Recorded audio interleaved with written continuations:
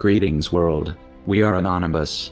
The full wrath of the United States Central Intelligence Agency, CIA, will soon descend upon all of America after the deadliest secret lies of this deep state spy agency currently at war with President Donald Trump, have now been exposed for the entire world to see, and whose next false flag terror attack to cover up their crimes may come as soon this coming week. The international whistleblowing organization Wikileaks released the largest ever in history publication of over 8,000 CIA top-secret documents. Vault 7.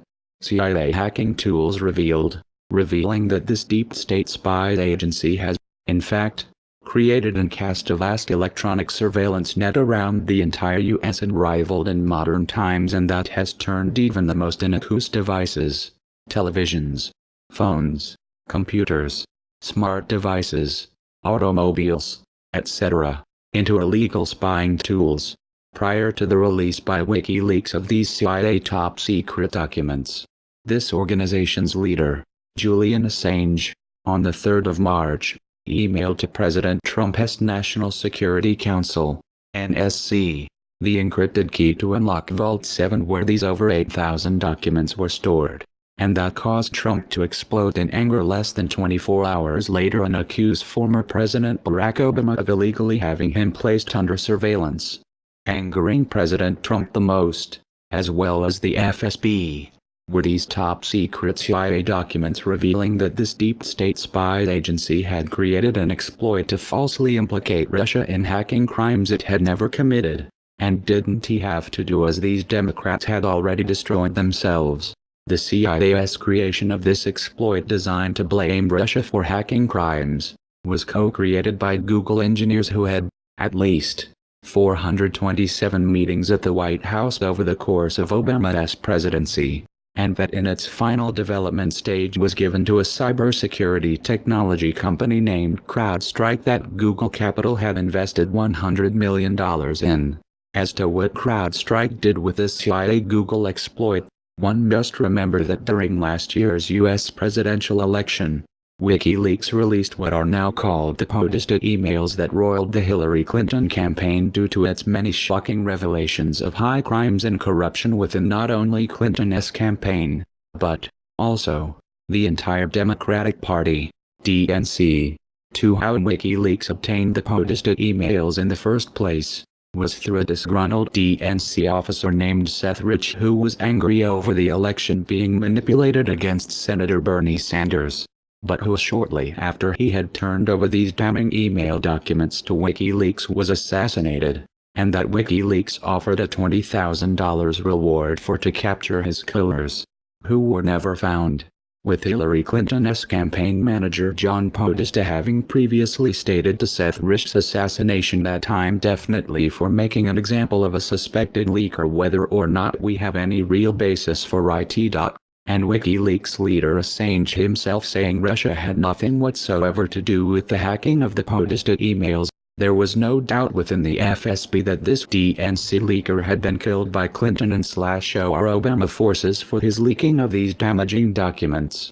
Shockingly, however, on the 22nd of December 2016, barely a month prior to President Trump taking office, CrowdStrike released a report claiming that a tool, exploit, used in the DNC hack of the Podesta emails had also been used, rewritten for Android phones, in malware that appeared in an application used by Ukrainian artillery units, and that this report purported to show that a hacking tool used in the DNC hack had also been used to kill Ukrainians fighting Russian separatists, that they called Fancy Bear, and blamed Russia for creating.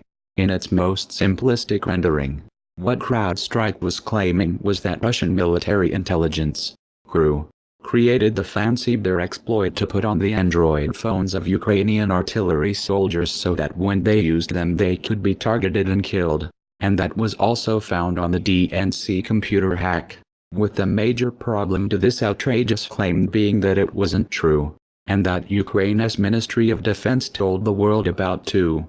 When American computer experts began investigating this incredible CrowdStrike claim that Russia created the Fancy Bear exploit, They noted that this Google-funded cybersecurity company was apparently doing this work for free! ! Didn't he bother to talk to the creator of the Android software, and, at its most basic, created a nearly entirely make-believe report designed to fit a narrative and timeline wished for by the Obama regime? Even more critical to note was that neither CrowdStrike nor the DNC would allow counterintelligence computer experts from the Federal Bureau of Investigation, FBI, to even see the servers to confirm that his fancy bear exploit even existed.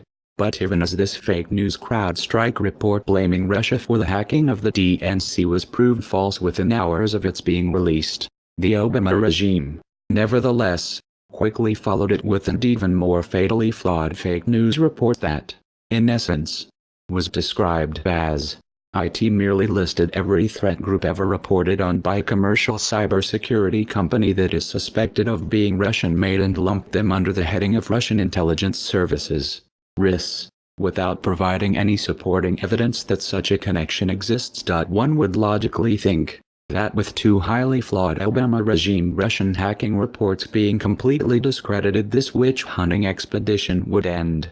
But one would be wrong in believing such a thing as, instead, the US propaganda mainstream media have been using these two fake news reports to bludgeon the reputation of President Trump, while, and as always, telling the American people what to think.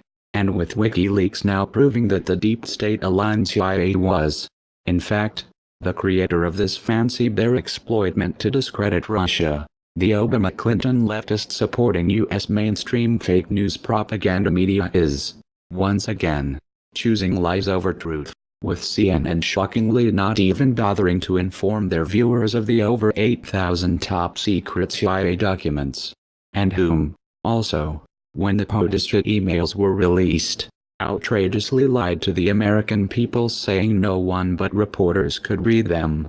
We are anonymous. We are legion. We do not forgive. We do not forget.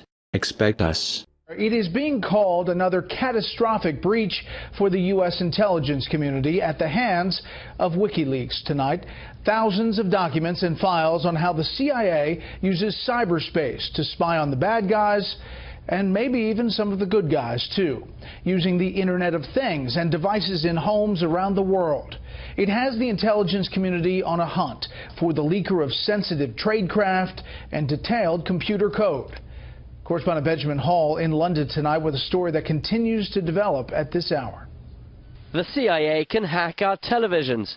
This just one of the many revelations breaking from a new Wikileaks dump of thousands of apparent CIA secrets. Fugitive Julian Assange and his secret spilling organization has posted over 8,000 documents online, which they claim show how government spies can penetrate, infest and control phones, computers, even self-driving cars. Experts say exposing tradecraft like this is a major blow. When you lose this capability, which you will when your adversaries discover what you're doing, it's a real compromise and it's really damaging. The CIA's Center for Cyber Intelligence is based in Langley. WikiLeaks say the documents were obtained from a, quote, isolated high-security network at the facility. The trove, bearing names such as Assassin and Medusa, had been circulated among former US government hackers and contractors, one of whom, quote, recently gave the archive to WikiLeaks. Among the disclosures, that some CIA hacking methods could be made to appear as if the hacks were perpetrated by other countries, including, as named in the documents, Russia. Apple was also supposedly targeted, amid claims the CIA has an entire division devoted to hacking Apple products, as well as the ability to bypass encrypted messages. A reminder that it took the government months to finally get into the San Bernardino shooter's iPhone. If this intel is legit, and analysts believe it is, it would be another hit to the US intelligence community.